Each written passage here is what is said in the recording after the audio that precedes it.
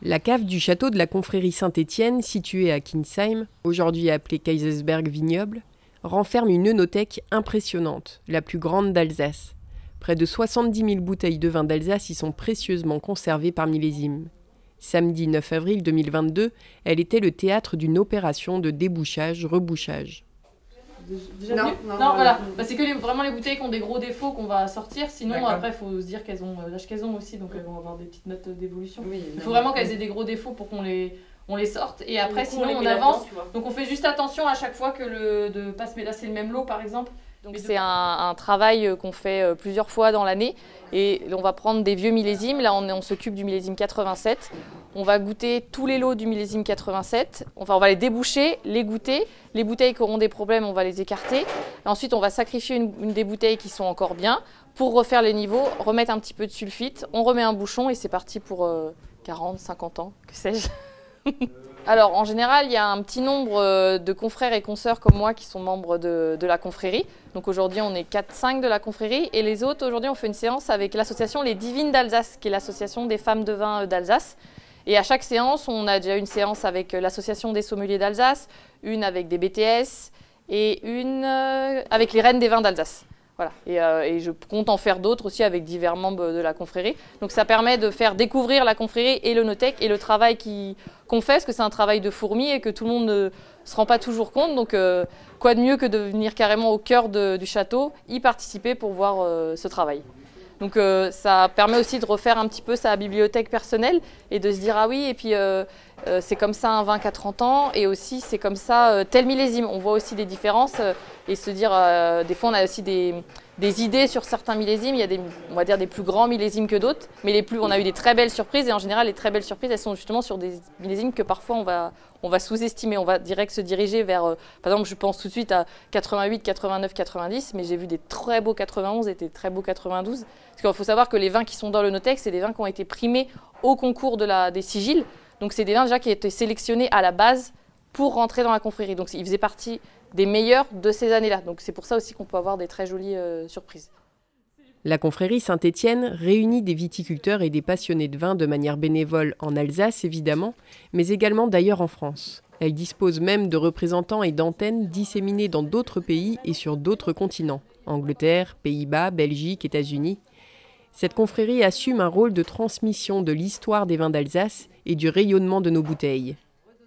Et ici, en fait, l'œnothèque de la confrérie Saint-Étienne, c'est un peu la mémoire du vignoble.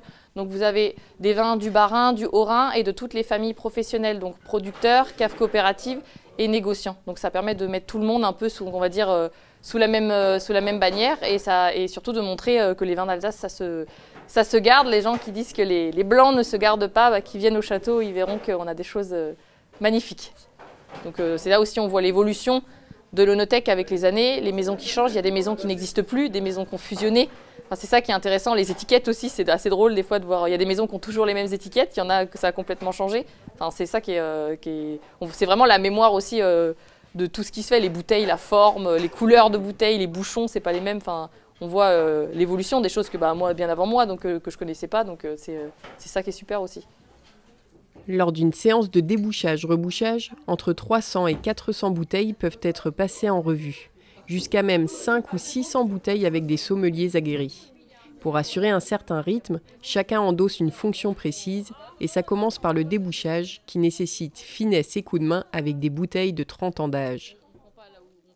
Serge m'a dit que ça s'appelait une araignée. Moi j'appelle ça une canne à pêche. Mais... et en fait c'est comme c'est des vieux bouchons, et ben souvent soit ils se cassent ou ça part en morceaux. Du coup le but c'est qu'il n'y ait pas de du coup on va les chercher et on a aussi cet outil qui est le bilame. Ça permet quand les bouchons ils sont collés au goulot, on met à l'extérieur et on fait on tourne la douceur ça paye toujours. Voilà. J'essaye le bilame. J'ai l'impression que je vais l'enfoncer un petit peu en dessous, pas trop parce qu'après on va mettre le bouchon sinon on va avoir on ira à la pêche avec une blague. Comme ça quoi. Grand Cru Brand 87. Ah bah on a de l'acidité, il tient longtemps en bouche, il y a un petit côté des notes un peu pétrolées, enfin c'est vraiment on a un bel exemple de garde justement d'un Riesling Grand Cru là. Ça c'est vraiment sympa. Et à côté des belles surprises, il y a quelques rares bouteilles qui font l'unanimité dans l'autre sens. Ça va. Ok, je vais goûter juste. Ah Celle-là, ça passe la fourrure. Ça peut me filmer quand je fais cette tête-là. Alors ça, tu vois, autant il y a quelques années, je le sentais pas du tout. C'est une fois que t'as choisi, Tu sais ce que c'est? Ah ouais, c'est pas top. Ah, elle est pire. Elle est pire, celle-là. Ah, je disais que les défauts, c'est jamais agréable de les goûter, mais si on les a jamais goûtés, on peut pas les reconnaître. Donc c'est important de savoir les identifier. Donc c'est pas toujours le meilleur moment, mais après au moins on sait les reconnaître au nez ou en bouche, parce que pour pas, quand on sait pas, sinon on pourrait presque croire que je sais pas, c'est un marqueur de. Parce que quand on connaît vraiment pas du tout, dire que c'est un marqueur de ceci, du millésime, du terroir, j'en sais rien. Non, c'est un défaut, c'est un défaut là. Donc ce qu'on avait, c'était un goût de souris, donc avec un petit goût peau de saucisson, cacahuète, ça fait pas trop rêver comme ça. Mais voilà, c'est un problème d'hygiène en cave en général quand on a ça sur les bouteilles. Donc là, c'est assez présent sur ce lot. Donc on a écarté ces bouteilles-là. Finalement, à l'issue de la matinée, que très peu de bouteilles ont été écartées.